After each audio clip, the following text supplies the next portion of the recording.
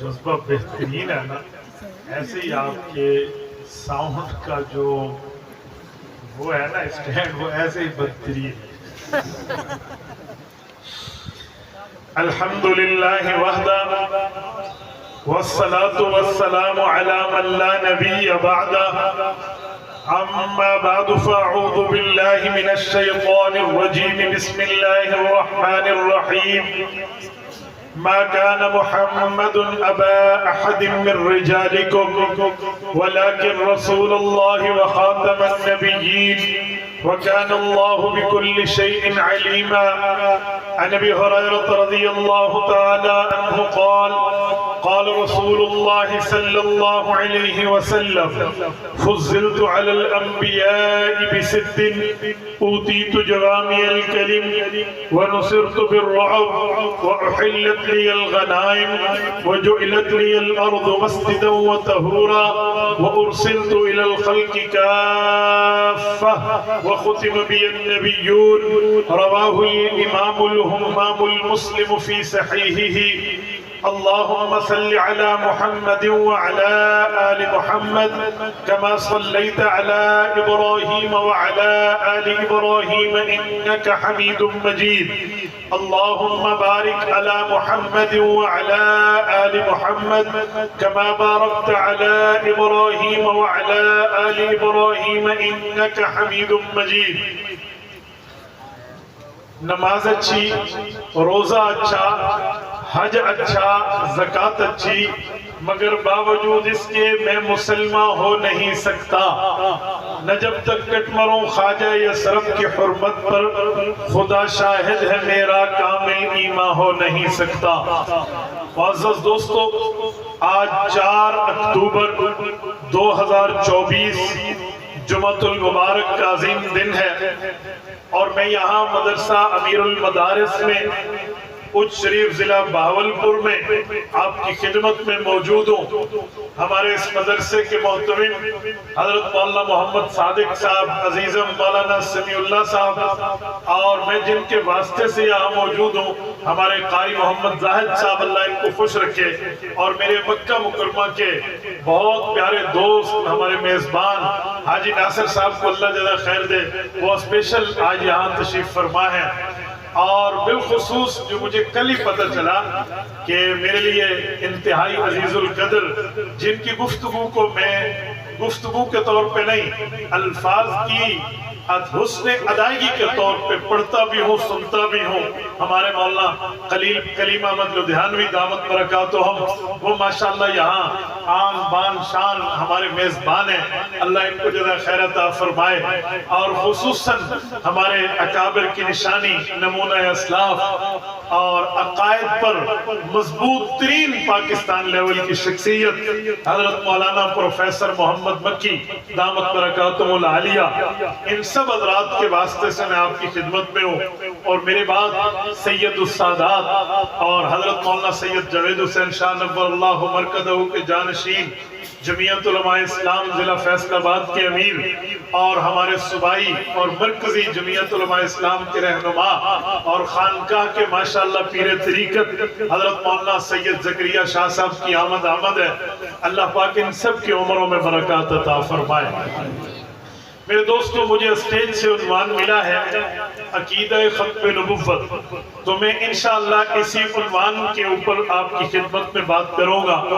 آپ توجہ میری طرف رکھنا، انشاءاللہ میری کوشش ہوگی میں آپ کا وقت ضائع نہ کروں، بلکہ آنکھوں میں آنکھیں ڈال کے آپ نے بات سنی تو ہمارا وقت قیمتی بنے گا۔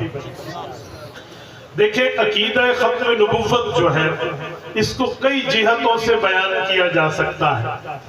عقیدے کی اہمیت بھی ہے، اس عقیدے کی فضیلت بھی ہے، اس عقیدے کا مقام اور مرتبہ بھی ہے، اور اس عقیدے کی وجہ سے جو ہمیں فضائل ملے ہیں، امت کو جو رتبات و مقامات و درجات ملے ہیں، یہ بھی الگ عنوان ہے۔ میں چاہوں گا ان تمام عناوین پر ایک ایک جھلکی آپ کی خدمت میں رکھوں۔ میرے دوستو، سب سے پہلی اور بنیادی بات یہ ہے کہ عقیدہ ختم نبوت صرف عقیدہ نہیں ہے، عقیدہ ختم نبوت میرے پاک پیغمبر کا ترہ امتیاز ہے۔ عقیدہ ختم نبوت صرف عقیدہ نہیں ہے، یہ اللہ جل شانہ کی زبان کی صداقت ہے۔ عقیدہ ختم نبوت صرف عقیدہ نہیں ہے، یہ محمد الرسول اللہ کی سچائی پر ثقہ دلیل ہے۔ عقیدہ ختم نبوت صرف عقیدہ نہیں ہے بلکہ قرآن کریم کی 100 آیات کی ترجمانی ہے۔ عقیدہ ختم نبوت صرف عام عقیدہ نہیں ہے، یہ میرے پاک پیغمبر حضرت محمد مصطفیٰ احمد مجتبی صلی اللہ علیہ وسلم کے 210 فرامین کے اندر بیان کیا ہوا نظریہ ہے۔ عقیدہ ختم نبوت صرف عقیدہ نہیں ہے بلکہ اس پر اس دھرتی کے سب سے مبارک انسان، انبیاء کے بعد سب سے بڑے رتبہ مقام پانے والے فرد، اس امت کے قائد، لیڈر، رئیس، بڑے رہنما حضرت ابوبکر صدیق رضی اللہ تعالیٰ عنہ کی استقامت کا نام ہے۔ یہ صرف عقیدہ نہیں ہے بلکہ اس عقیدے کو یوں بیان کیا گیا کہ جس کی خواہش پہ قرآن کریم 50 مرتبہ اترا، 22 واقعات پیش آئے، اس عمر فاروق رضی اللہ تعالی عنہ کو بھی رب کریم کے نبی کریم نے یوں بتایا کہ اگر نبوت جاری ہوتی تو میرے بعد تو ہوتا۔ عقیدہ ختم نبوت کوئی عام عقیدہ نہیں ہے بلکہ یہ وہ نظریہ ہے جس پہ حضرت عثمان ذو النورین رضی اللہ تعالی عنہ کی زندگی لگی ہے۔ عقیدہ ختم نبوت وہ عقیدہ ہے، وہ عام مقام نہیں، اہم مقام رکھتا ہے جس کے لیے رسول اللہ کے گھر کے فرد، رسول اللہ کے صحابی، حضور پاک کی اہل بیت کے اہم فرد حضرت حیدر کرار رضی اللہ عنہ کو تسلی دے کر فرمایا کہ تیرا میرا رشتہ تو ایسا جیسا حضرت موسیٰ کا حضرت ہارون سے ہے، لیکن یاد رکھنا میرے بعد نبوت نہیں ہے۔ میری بات کا مطلب عقیدہ ختم نبوت صرف عقیدہ نہیں ہے بلکہ یہ اسلام کی بنیاد ہے، یہ ایمان کی چوٹی ہے، یہ اسلام کی بلندی ہے، یہ مذہب کی شان ہے، یہ دین کا مقام ہے، یہ اسلام کا وہ درجہ ہے جس پر امت مسلمہ نے ہر دور میں مضبوطی دکھائی ہے۔ امت مسلمہ نے ہر دور پہ اس پر وہ مضبوطی پیش کی ہے کہ رہتی دنیا تک اس کی مثال پیش نہیں کی جا سکتی۔ آج ہم اس عقیدے، اس نظریے کی دلائل سننے کے لیے جمع ہیں۔ توجہ میری طرف رکھنا، میں انشاءاللہ تعالی آپ کی خدمت میں اس عقیدے پر اللہ کے قرآن سے لے کر نبی کے فرمان تک، نبی کے فرمان سے لے کے پیغمبر کی جماعت کے عمل تک، پیغمبر کی جماعت کے عمل سے لے کے اکابرین علماء دیوبند تک انشاءاللہ دلائل پیش کروں گا۔ توجہ رہے گی؟ اب توجہ رکھنا، سب سے پہلے ہم اللہ کے قرآن پہ آتے ہیں۔ رب کریم کا قرآن، میں نے آپ کی خدمت میں بات کی ہے کہ 100 آیات عقیدہ ختم نبوت پہ دلالت کرتی نظر آتی ہیں۔ آپ کہیں گے وہ 100 آیات ہم اکٹھی کیسے دیکھیں گے؟ آپ کے اوپر میں بڑا آسان معاملہ چھوڑ کے جا رہا ہوں، آپ کتب خانے میں جائیے، ان سے کہیے کہ اردو زبان کی کتاب دیجئے جس کا نام ختم نبوت کامل ہے، لکھنے والے کا نام مفتی اعظم پاکستان مولانا مفتی محمد شفیع عثمانی ہے رحمہ اللہ۔ انہوں نے ختم نبوت کامل کے اندر قرآن کی وہ 100 آیات اکٹھی کر دی ہے جس سے عقیدہ ختم نبوت ثابت ہوتا ہے۔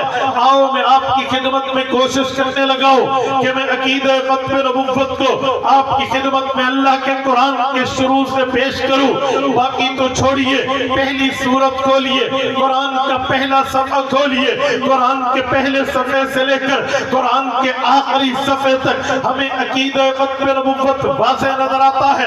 آپ کہیں گے کیسے؟ میں سورۃ فاتحہ سے دلیل لانے لگا ہوں. سورۃ فاتحہ میں رب کریم نے ہمیں دعا سکھائی ہے. اللہ تعالیٰ فرماتے ہیں اہدنا الصراط المستقیم، اے لوگوں مجھ سے صراط مستقیم طلب کرو، اے لوگوں مجھ سے صراط مستقیم کا سوال کرو، اے لوگوں مجھ سے صراط مستقیم کی دعا کرو. ہم نے اللہ سے صراط مستقیم تو مانگنا ہے، لیکن اس کے لیے چاہیے ہمارا عقیدہ بھی ٹھیک ہو، اس کے لیے چاہیے ہمارا عمل بھی ٹھیک ہو. تو اللہ تعالیٰ نے اس کی ترتیب یہ سکھائی ہے کہ تم نے اپنا عقیدہ یوں ٹھیک رکھنا ہے کہ مجھے کہنا ہے ایاک نعبد و ایاک نستعین، اللہ ہم تجھ سے مدد مانگتے ہیں، تیری ہی عبادت کرتے ہیں. میرے دوستو پھر اس کے بعد دعا مانگو اہدنا الصراط المستقیم، اللہ سیدھے راستے پہ چلا دے. توجہ رکھنا، میں عقیدہ ختم نبوت پہ استدلال کر رہا ہوں. یہ جو دعا ہے اس دعا کا مطلب کیا ہے؟ صراط مستقیم کا مطلب ہے اے اللہ سیدھے راستے پہ چلا. سیدھا راستہ کون سا ہے؟ خود قرآن نے بتایا ہے صراط الذین انعمت علیہم، سیدھا راستہ وہ ہے جس راستے پہ رب کا انعام ہے. انعام والے کون ہیں؟ خود رب کا قرآن سورت نمبر 4 سورت نساء آیت نمبر 170 رب کریم بتاتے ہیں انعم اللہ علیہم من النبیین والصدیقین والشہداء والصالحین وحسن اولئک رفیقا. کہ اے لوگو تمہیں تلاش ہے، تم سرچ کر رہے، تم ڈھونڈ رہے، تمہیں معلوم کرنا ہے کہ انعام یافتہ گروہ کون ہے. وہ گروہ وہ ہے جو شہیدوں والا ہے، وہ گروہ وہ ہے جو اولیاء والا ہے، وہ گروہ وہ ہے جو صحابہ والا ہے، وہ گروہ وہ ہے جو انبیاء والا ہے. اس سے پتہ چلا امت محمدیہ میں داخل ہونا یہ صراط مستقیم ہے. رسول اللہ پہ کلمہ پڑھنا یہ صراط مستقیم ہے. محمد الرسول اللہ کی شریعت کو ماننا یہ صراط مستقیم ہے. آقا نامدار کے دین کو ماننا یہ صراط مستقیم ہے. یہ جو دعا ہے اسے انگلش میں کیا کہتے ہیں؟ اسے انگلش میں ہم اپلیکیشن کہتے ہیں، جسے اردو میں درخواست کہتے ہیں. مجھ شریف کے غیوروں مجھے ایک بات کا جواب دینا، دل کے اوپر ہاتھ رکھ کے کان کی کھڑکی کھول کے دل تک اس جملے کو راستہ دینا. اگر تم نے اپنے بچے کو کسی اسکول میں داخل کرانا ہو تو کب کراتے ہو؟ جب اس کے داخلے شروع ہوتے ہیں یا داخلے بند ہوتے ہیں. ہر بندہ کہے گا جب داخلے شروع ہوتے ہیں تب ہم بچے کو اسکول میں داخل کراتے ہیں.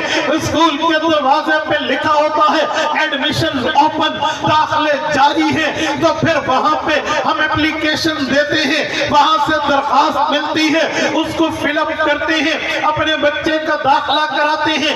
اگر درخواست نہ ملے، داخلے بند ہو چکے ہیں. یہ اسکول کی ترتیب ہے.